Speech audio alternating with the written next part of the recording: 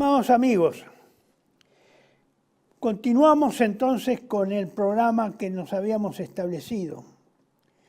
Pasamos ahora a ver la segunda parte relacionada con la complicidad política internacional y nacional que se diseñó y que se ejecutó para que esto pasara realmente, y lo que se vivió el 24 de marzo, el escarnio, la revancha, fueran realmente una realidad que no se ha apagado después de 38 años.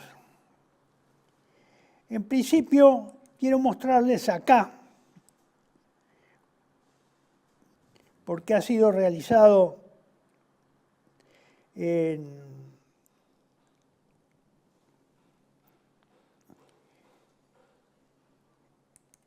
lo que ustedes tienen ahí es la tapa de un boletín de Patria Argentina, el boletín, un minutito, 205, 207, 209, 210 y 211. Reúne a 5 boletines que yo he publicado en distintos meses del año 2015, relacionado con el imperio, como ustedes ven ahí, dice el imperio ANI. Es un acrónimo, ANI, está ahí la aclaración. ANI significa anglo-norteamericano israelí. El imperio ANI y la persecución de las Fuerzas Armadas Argentinas con la excusa de los derechos humanos. Eso fue publicado en el año 2015, a lo largo del 2015.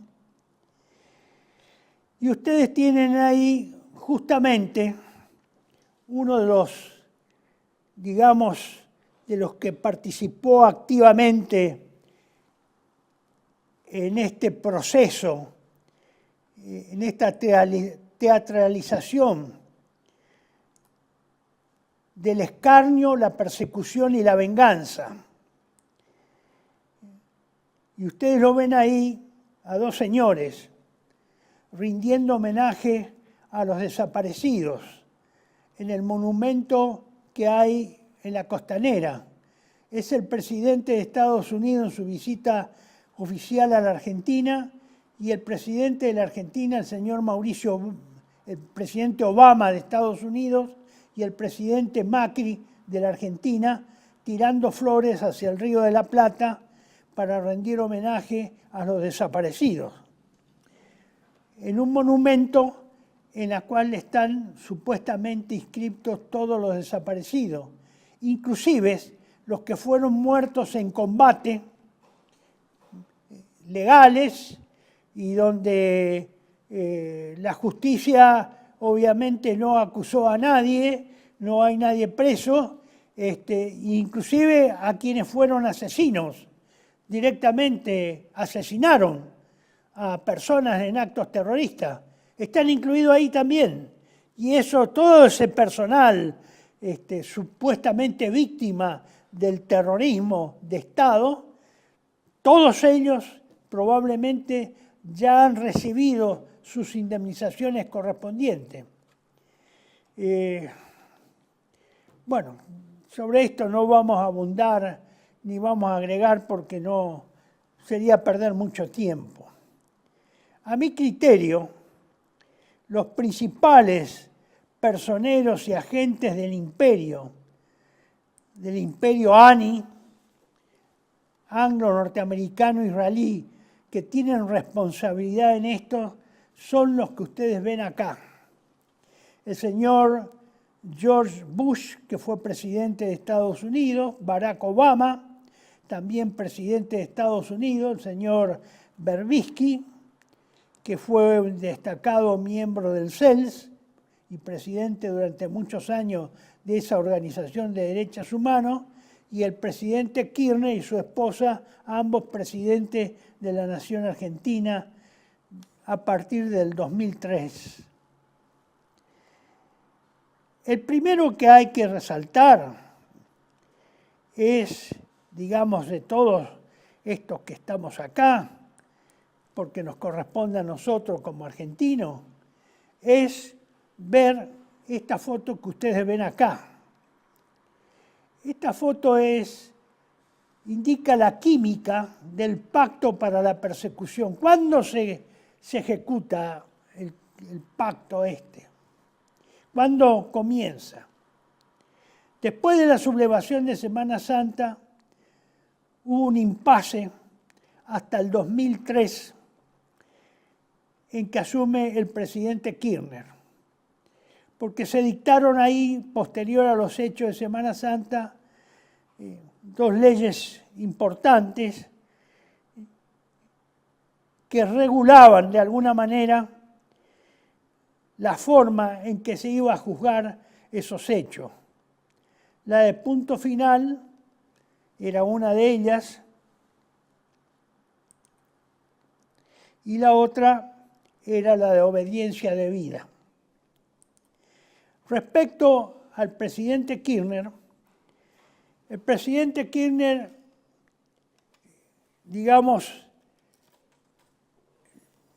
hasta el momento en que asume, hasta el 25 de mayo del 2003 que asume la presidencia, no era un dirigente de izquierda, ni estaba comprometido lo más mínimo, por lo menos públicamente, en nada con los llamados derechos humanos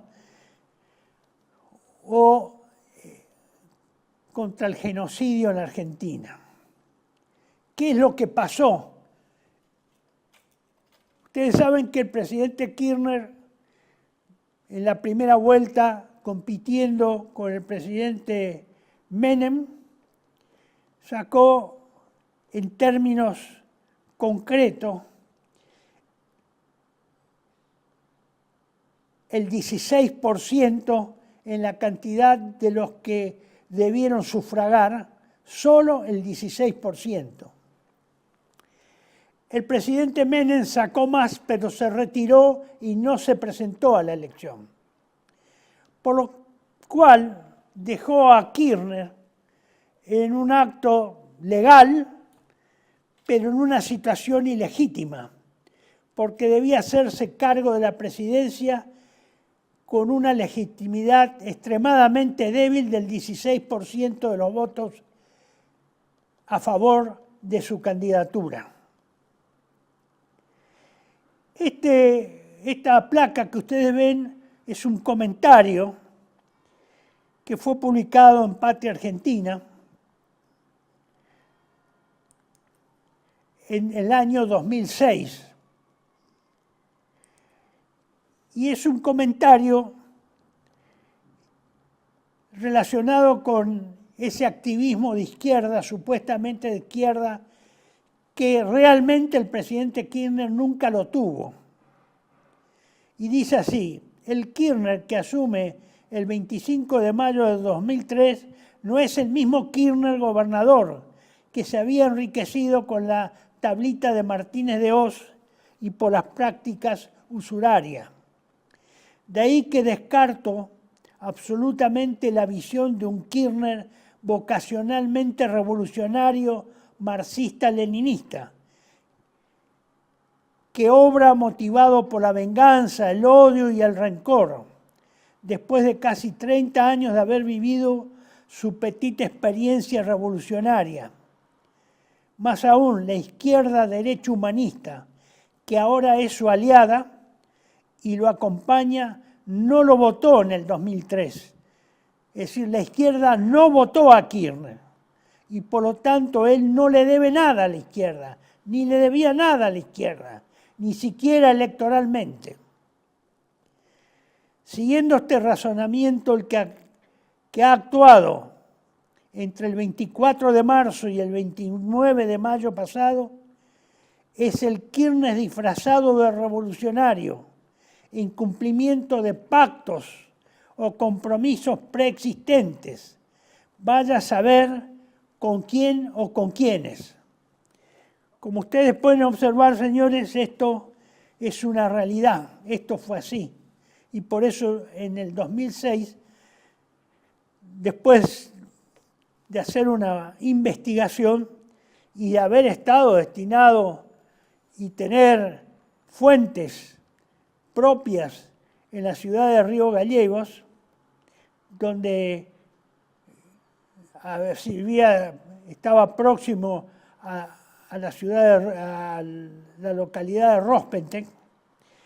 Yo sabía quién era Kirchner y los años posteriores supe en el ejercicio de su calidad como intendente, como gobernador, etcétera, etcétera. Y evidentemente nunca hubo un antecedente que nos dijera que este hombre era realmente un revolucionario, ni siquiera un revolucionario agazapado, enmascarado, escondido.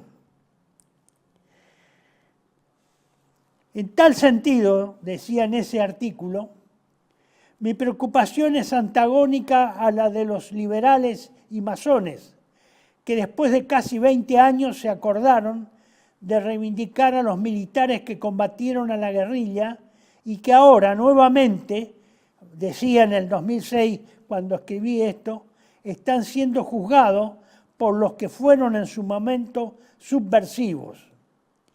Mi preocupación política estratégica consiste en definir quiénes o cuáles son las estructuras nacionales e internacionales que le han vendido el paquete que había comprado Kirchner. ¿Por qué y para qué lo hicieron? ¿Y qué implica realmente eso para el destino nacional? Esa era la gran incógnita que yo tenía en el año 2006. Pero en realidad Kirchner se convierte, a partir del inicio de su presidencia, en el arquitecto. Sigamos con la otra slide. De una confrontación dialéctica, fabricada, artificial. Kirchner se convierte en un antiimperialista verbal y en un entregador efectivo. Por ejemplo, hay testimonios de que el exgobernador de Río de Santa Cruz, Acevedo, contó recientemente, decía el cable de la publicación, que Kirchner no tiene una verdadera ideología. Por ejemplo, el tema de los derechos humanos y sus afiliaciones políticas durante los años 70 no fueron asuntos durante los 20 años de la vida política de Néstor Kirchner. Él no participó en eso, en ningún acto, como intendente de Río Gallegos ni como gobernador de la provincia de Santa Cruz.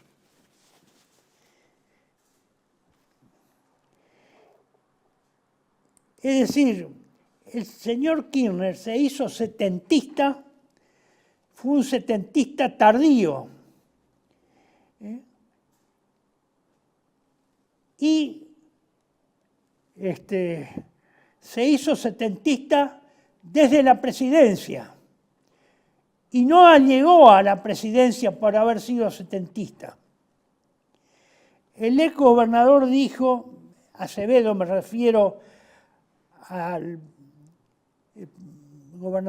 exgobernador de Santa Cruz, Sergio Acevedo, que fue un hombre de antigua confianza y estrecha confianza de los Kirchner, y que desde hace años está enemistado con el matrimonio presidencial, comentó que el exgobernador dijo que el reciente apoyo de Kirchner a las madres de Plaza de Mayo y el renovado interés en los crímenes de lesa humanidad cometidos durante la última dictadura militar fueron impulsados por su necesidad de una plataforma de apoyo dentro del ala izquierda del peronismo. Este fue un entrismo a posteriori del acto electoral y de la asunción del presidente Kirchner. Esto fue un arreglo hecho a partir de que Kirchner asumió como presidente, no previo a que hubiera sido presidente. Claro, el problema hay que explicarlo en la falta de legitimidad.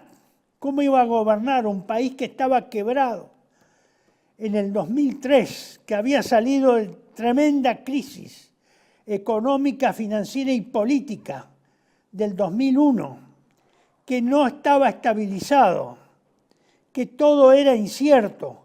¿Cómo iba a gobernar? Y bueno, lo que se le ocurrió y lo que le ofrecieron, entre otros, no tengo elementos de juicio de prueba documentales, pero sí un gestor que intervino en esos momentos de a la asunción de Kirchner y luego, posteriormente, fue el señor Horacio Berbisky.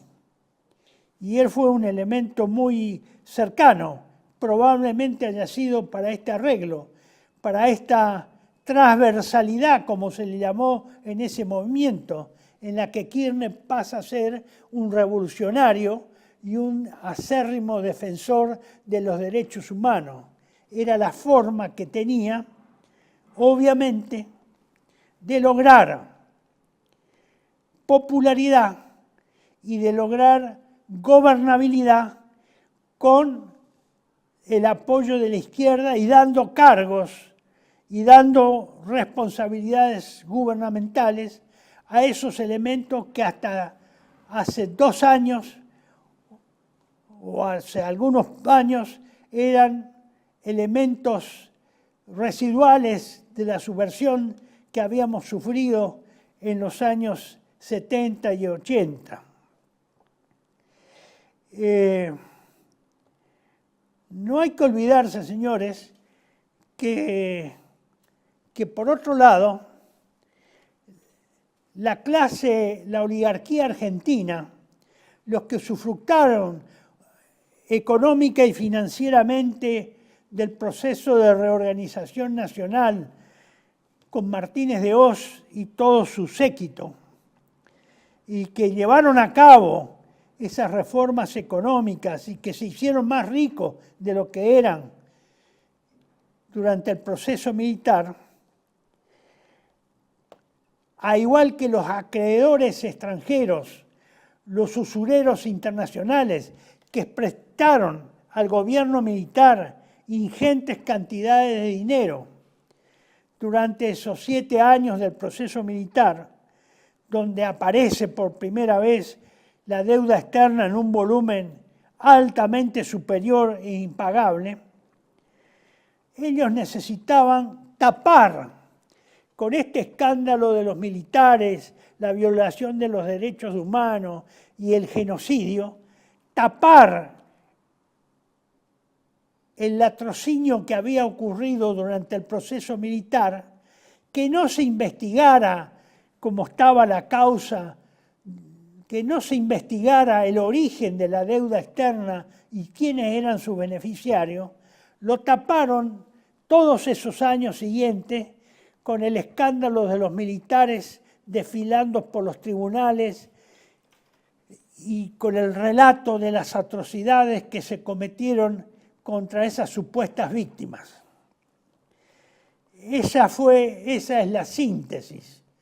Con eso se tapó y se cubrió a los ricos de la oligarquía, a los oligarcas que tuvieron activa participación con Martínez de Hoz en el usufructo de todo ese sistema económico financiero netamente usurario, que ellos no aparecieran, que nadie investigara, como ya se habían iniciado la investigación de la deuda externa. Con esto se tapó, con estos juicios y castigos, con el juicio y castigo se tapó todo. Y el pueblo, con los medios de comunicación, actuando en consenso con esa idea y esa tarea, fueron los primeros y los principales responsables de esta situación. Bueno, pero hay otros elementos internacionales que actuaron. Acá, en esta slide, vamos a hablar a partir de este slide del cinismo norteamericano. Particularmente, esta es una publicación de Patria Argentina, que esto lo publiqué en el año 2007, en el número 231, página 1, y después en página 8. Otro acierto de Patria Argentina contra los derechos humanos. Y el cinismo norteamericano en última visita a Kirchner. Estos dos señores que lo visitan son dos embajadores norteamericanos que vienen explícitamente a la Argentina como resultado de y consecuencia de la visita que había hecho Kirchner en el 2003 al señor Bush. Y vuelvo de nuevo, señor director, si usted es tan amable, le pido que por favor ponga de nuevo el slide número 15. Ustedes tienen acá esta foto. Esta foto es la que graba, la que visualiza el pacto que se hizo con los norteamericanos. ¿A qué fue? La reunión con Bush fue inesperada. Fue mientras Kirchner tuvo noticia de la reunión, mientras estaba en un viaje, en una visita, creo que en España. Y se le comunicó ahí que el presidente Bush lo iba a recibir en una audiencia de 30 minutos. Y que Kirchner, que era muy celoso de su autoridad y de su respetabilidad, y que en alguna oportunidad dijo que a él no lo iban a mandonear y lo iban a tener de aquí para allá ninguna autoridad de la tierra, muy dócilmente accedió a esa imprevista reunión que le ofrecía Bush y a los pocos días estaba ahí en la Casa Blanca. La reunión duró 30 minutos. La reunión tiene traducción en las dos vías, del inglés al castellano y del castellano al inglés. Así que el tiempo útil de conversación, yo supongo que no debe haber sido más de 15 minutos útiles de conversación. Ustedes me pueden decir qué se puede decir entre dos presidentes que terminan de conocerse personalmente, qué se pueden decir en 15 minutos, tan importante como para que el presidente Kirchner, un latino, le toque y le pase la mano sobre la rodilla al presidente Bush. Por otro lado, un gesto desusado dentro de las normas diplomáticas y más entre personas que no se conocen ni tienen confianza. ¿Qué significa eso? Esa intimidad de que el presidente Kirchner le toque la pierna al presidente Bush.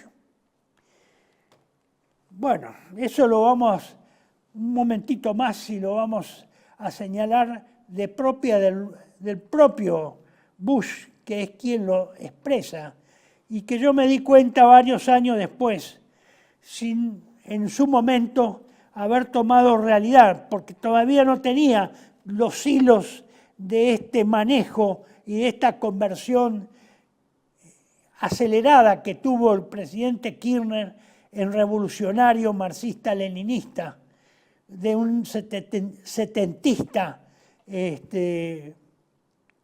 furioso, como se transformó a partir del momento que se hizo cargo de la presidencia de la Nación. Sigamos con el slide que teníamos antes, el slide número 20. Este señor que ustedes ven acá, yo les dije que eran dos embajadores. El de la izquierda es el embajador, el de la derecha es el embajador Shannon, que era el jefe de la misión. De los dos, él era el jefe de la misión. Y el otro es el embajador Nicholas Burns, que en este momento es o era, hasta que asumió Bush, el embajador norteamericano en China. Acá, que no sé, ustedes probablemente no podrán ver, es difícil verlo porque está un poco pixelado. Dice esto que está en amarillo y que yo resalto. El artículo fue escrito por el señor Joffre, el Tata Joffre, que en general ha sido un hombre que ha escrito en favor de los estados de las posturas norteamericanas. Pero acá, obviamente, frente a lo que dicen estas dos personas, no le queda otra cosa que hablar. Debe haber sido muy a su pesar del cinismo norteamericano. Estaba indignado de lo que habían dicho. Si les quedó claro que los estadounidenses pecaron por exceso en sus alabanzas a la política de derechos humanos de Néstor Kirchner, porque estos dos embajadores en sus declaraciones públicas mientras estuvieron en Argentina alabaron de izquierda a derecha y de arriba hacia abajo al presidente Kirchner por la aplicación de sus políticas de los derechos humanos. Eso es lo que se pactó en la Casa Blanca en el momento del toque de rodillas y en ese momento de intimidad de Kirchner con el señor Bush. Se pactó que Kirchner iba a reactivar todos los juicios que habían estado prácticamente detenidos durante 15 años, 14 años, desde Semana Santa de 1987 hasta el 2003. Y Kirchner fue efectivamente el que abruptamente puso en ejecución, con el apoyo norteamericano y de la masonería, por supuesto, no puede haber faltado la masonería, porque tuvieron que mover a todo el Poder Judicial, a todo el Poder Legislativo, a la Corte Suprema de Justicia, para que se desdijera de sentencias que había pronunciado con anterioridad, que eran ya jurisprudencia. Se tuvo que admitir el juzgamiento por segunda vez de algunos encausados. En fin, una serie de desmadres judiciales antijurídicos y contrarios al derecho de cada uno de los acusados. Derechos adquiridos, porque ya habían sido enjuiciados y habían sido sentenciados. Algunos habían sido sobreseídos. Mal que les pese, dice ahí al pie, en ese texto con fondo amarillo, que ustedes ven,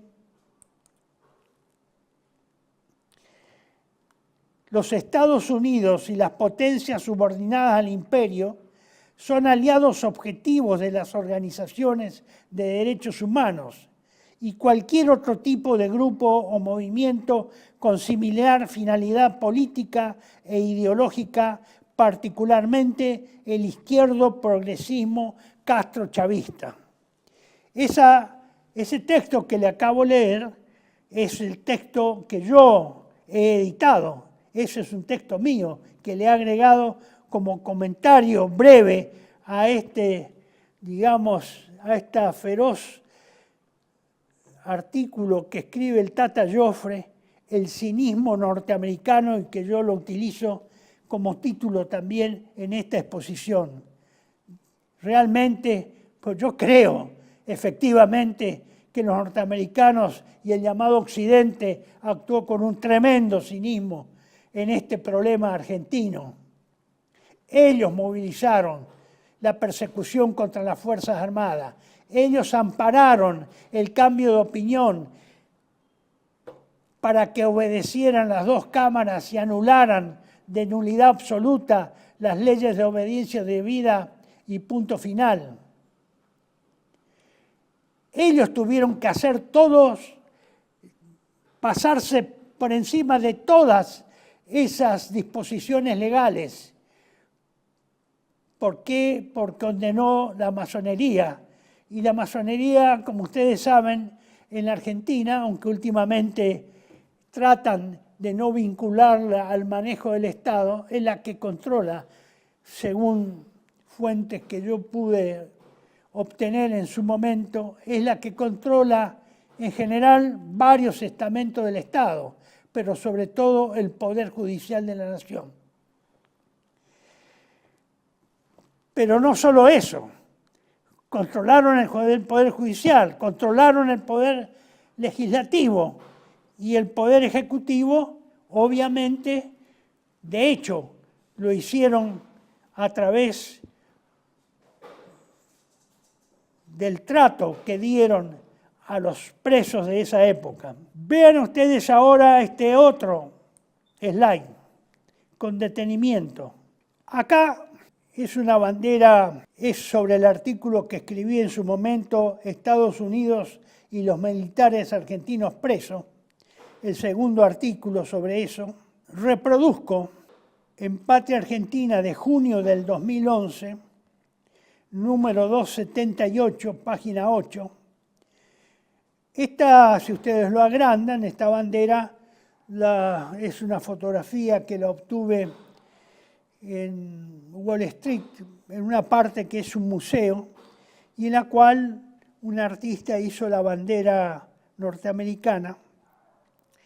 Las partes de las franjas rojas están hechas, son todas reproducciones de billetes de $1. Entonces, obviamente es una obra de arte, porque tuvo que utilizar ahí su arte para hacer eso. Es un cuadro muy grande que está en exhibición a la entrada de ese museo de Wall Street. Pero lo que yo transcribo en esta etapa de esta publicación de Patria Argentina de junio del 2011 es el texto que ustedes están viendo ahí. El presidente de Estados Unidos, George W. Bush, en una carta de agradecimiento al embajador Héctor Timerman, embajador a la sazón en esa época, el 10 de abril del 2008, embajador argentino en Estados Unidos, ¿qué le dice? ¿Qué le escribe en su carta de agradecimiento a Timerman? Elogio al gobierno por los pasos que está ahora tomando para juzgar a numerosos oficiales que fueron previamente perdonados por abusos de derechos humanos. Lo dice el presidente de los Estados Unidos, que fueron previamente perdonados por abusos de derechos humanos, lo cual es una mentira. No fueron perdonados, los juicios no se hicieron.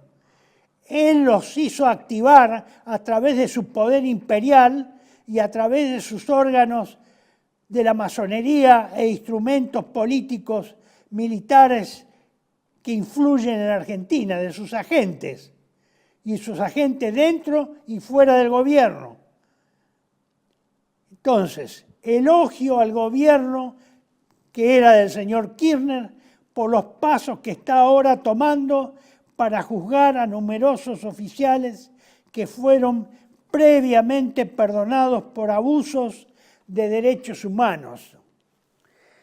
Bueno, esto está publicado en el 2008, en abril del 2008.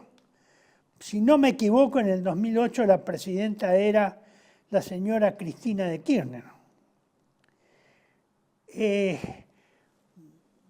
natural que elogie al gobierno sin nombrar a las personas. Lo está eligiendo a Néstor Kirchner primero, que del 2003 al 2007 ejerció la presidencia, y luego al primer mandato de la señora Cristina de Kirchner, del 2007 en adelante. Y esto es a confesión de parte, relevo de prueba. Póngalo, señor, nuevamente, señor director, por favor. Trate de agrandarlo si usted puede. Así se ve con mayor detenimiento y todos nos enteramos. Porque muchos, si puede agrandarlo, le agradecería. El máximo que pueda agrandarla. Especialmente el recuadro con la bandera de Estados Unidos y el texto de elogio del gobierno norteamericano en la persona de su presidente, el presidente Bush. Ahí lo tienen. Bueno, pasamos a la número 24, señor director. En la número 24, yo acá me planteo una gran pregunta, la gran sospecha que tengo yo, que todavía la tengo, aunque la tengo delineada con sombras. ¿Quiénes realmente planificaron, dirigieron y financiaron la subversión en Argentina en los años 70? Lean esa definición. Esa definición es de un general de inteligencia ruso, que obviamente ejerció sus servicios en la época rusa, obviamente de la Unión Soviética, antes que se disolviera. Es el general Leonid Ivashov. ¿Y qué dice Ivashov? Está en la tapa del diario, de uno de los boletines del Centro Cívico Patriótico, donde publico sobre el imperio anglo-norteamericano israelí. ¿Y qué dice? Los servicios secretos son los que generalmente crean, financian y controlan las organizaciones extremistas. Vaya si este general sabrá eso. Vaya si lo sabrá. Sin el apoyo de los servicios secretos, esas estructuras no pueden existir, y menos todavía realizar operaciones de tal amplitud en el interior de países particularmente bien protegidos. Esto lo he extraído de un artículo del Terrorismo Internacional, no existe, de este general ruso Leonid Ivashov, de febrero del 2006. ¿Y por qué a qué me estoy refiriendo? ¿Quiénes crearon las organizaciones terroristas que asolaron a la Argentina con la guerra civil de los años 69 en adelante hasta el 80? ¿Fueron realmente comunistas? ¿Fueron realmente izquierdistas? ¿Fueron realmente eso? Mire, no quiero perder más tiempo en esto. No es perder tiempo, esto es aclarar. Pero yo tengo la sospecha que los montoneros, el ERP y otras organizaciones subversivas, puede ser que algunas de ellas hayan sido genuinas. Probablemente inicialmente, en su inicio, esos mini grupos subversivos, en sus principios, probablemente hayan sido genuinos. Pero después, cuando ya a partir de 1972 iniciaron la guerra abierta contra la fuerza, contra el Estado Nacional, contra el Estado argentino, atacando a sus instituciones armadas y especialmente de seguridad y policiales, cuando ya se profesionalizaron como combatientes subversivos, me da la impresión, tengo la sensación, pero no pude reunir todas las pruebas, aunque tengo algunas, que espero que antes pueda reunirlas y llegar a conclusiones. Creo que esas organizaciones no fueron, una vez que se insertaron como profesionales de la subversión, no fueron controladas por agencias de inteligencia soviéticas o izquierdistas. Calculen que todos estos subversivos que salieron al exterior y se refugiaron en España, Francia, Inglaterra, Suecia, Alemania, Italia, Francia, todas fueron a países occidentales que teóricamente eran aliados nuestros. Ellos no podían haberles permitido, como occidentales, que estas organizaciones subvertieran a los que eran gobiernos aliados en su lucha contra la Unión Soviética. No era lógico que hicieran eso. Que lo hiciera Cuba, bueno, puede ser. Que lo hiciera un país comunista, puede ser. Pero que los países de Occidente financiaran y obtuvieran fondos para sostener exiliados que eran perseguidos en la Argentina por ser comunistas, según ellos, por ser subversivos, por violadores de los derechos humanos, etcétera, etcétera. Yo no creo que ellos se hayan metido en eso. Esa es la lógica que uno debe pensar. Con esa lógica pensamos. Creo que debemos ser racionales. Yo creo que las centrales de estas organizaciones subversivas estuvieron en Occidente. Creo que algunas tuvieron relación con la CIA y otras pueden haber tenido relación con esas organizaciones turbias europeas que respondían a la Tercera Internacional, pero al final la conexión de la Tercera Internacional con esas organizaciones de inteligencia nunca se terminan de comprobar, nunca se terminan de esclarecer. Bueno,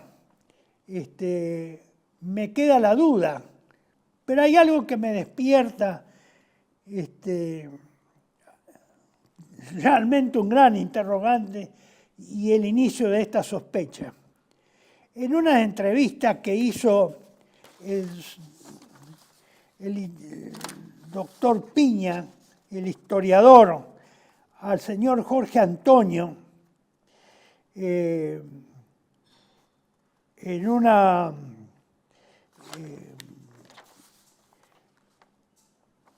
un canal de televisión que duró 4 sesiones,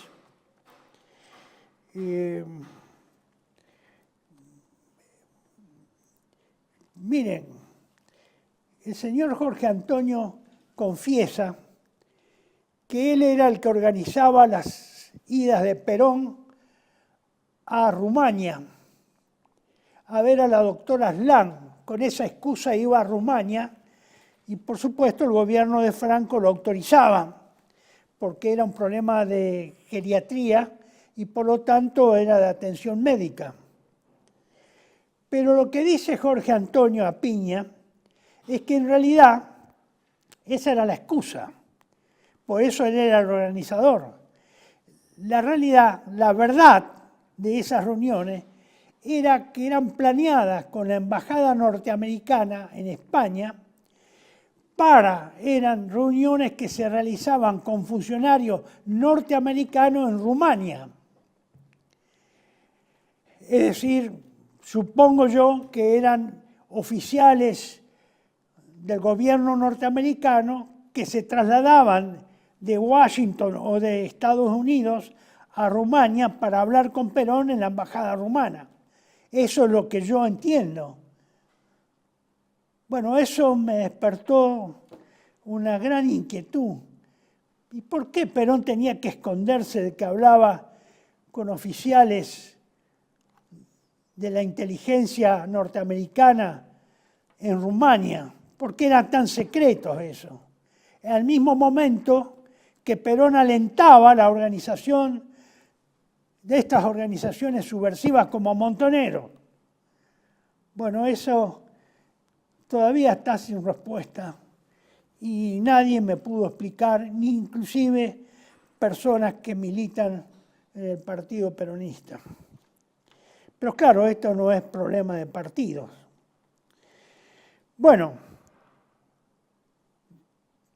la próxima son mis conclusiones, pero dado que me he demorado y he tomado mucho tiempo, no lo voy a hacer.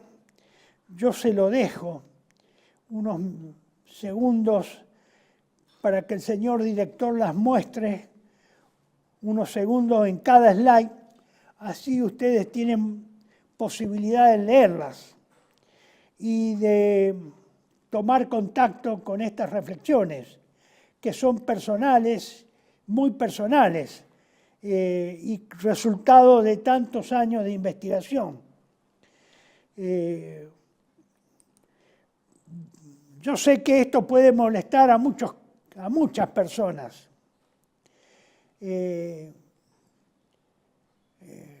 Inclusive a muchos camaradas militares, porque es incómodo, inclusive para los camaradas militares que permanecieron en actividad después de 1987, toda esta situación respecto a los presos militares, que yo no los llamo presos, es un acostumbramiento, en realidad son prisioneros de guerra, porque no son presos políticos.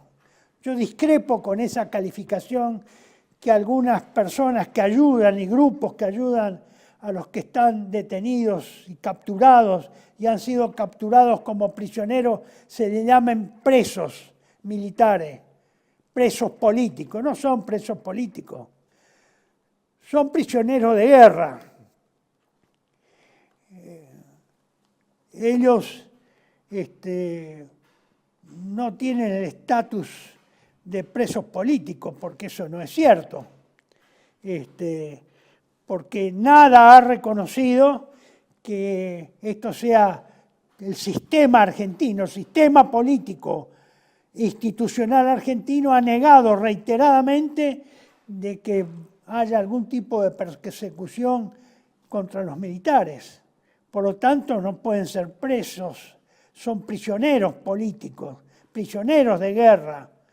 Y creo que deben tener ese estatus de prisioneros de guerra y no de presos políticos. Pero en realidad, cualquiera sea la denominación que se le asigne, efectivamente han perdido su libertad, muchos de ellos hace muchos años, y lo siguen haciendo todavía, y siguen muriendo dentro de la cárcel o en situación de presos, muchos camaradas. Pido disculpas a los que no comparten conmigo con esto, pero no me resigno a sumarme a la sarta de mentiras que se han armado desde el sistema y fuera del sistema, aparentemente fuera del sistema, porque no comparto eso, no comparto. Así como no compartí en su momento con los mandos del ejército respecto a la batalla jurídica, lo elevé, me arriesgué y lo elevé por la vía jerárquica, no comparto esta calificación que se pretende hacer si nosotros no ponemos a los poderes imperiales que realmente fueron los factores determinantes de esa prisión o de esa situación de prisionero. Y prefiero llamarlos prisioneros de guerra de potencias extranjeras, porque realmente lo son. Son prisioneros de guerra del imperio anglo-norteamericano israelí. Lamentablemente se nos ha ido el tiempo. Le pido, señor director, si puede poner la última imagen de esta exposición. Lo hago porque he visto en algunos de los comentarios del video anterior que agradezco a todos sus elogiosos conceptos. Creo que son inmerecidos. Yo soy un soldado nada más y trato de hacerlo con la mayor lealtad a Dios en principio y fidelidad a Dios nuestro Señor. Y hay alguien que me pone qué es lo que tiene mi computadora. Acá es lo mismo que están viendo ustedes, es lo mismo que están viendo ustedes acá en esta última imagen. Es la medalla de San Benito, especialmente la cruz de San Benito. Son todas siglas de una oración que constituyen un exorcismo hecho por San Benito. Calculen los cientos de años que tiene este exorcismo y que yo frecuentemente lo rezo varias veces al día y todas las noches, por supuesto, antes de pegar los ojos. No voy a explicarla porque lleva mucho tiempo, porque todas son tomadas de palabras del latín, todas tienen un valor simbólico muy importante y que más o menos dice así: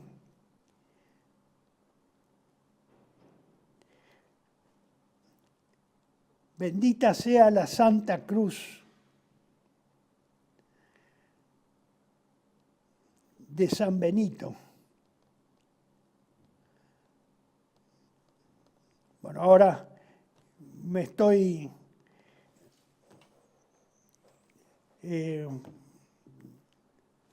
se los debo, porque me he tarado y se los debo, le pido disculpas.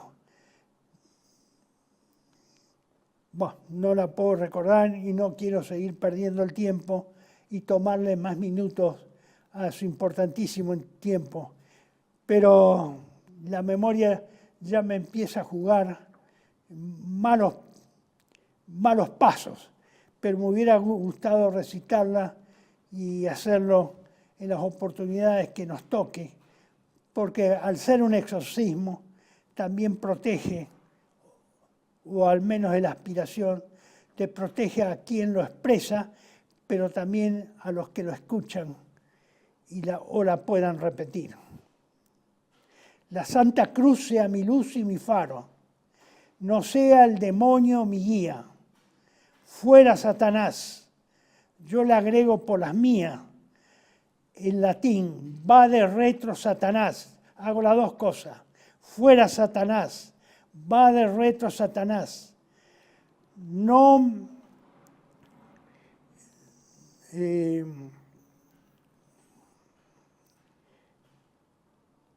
sería así como: no me comuniques cosas malas, no me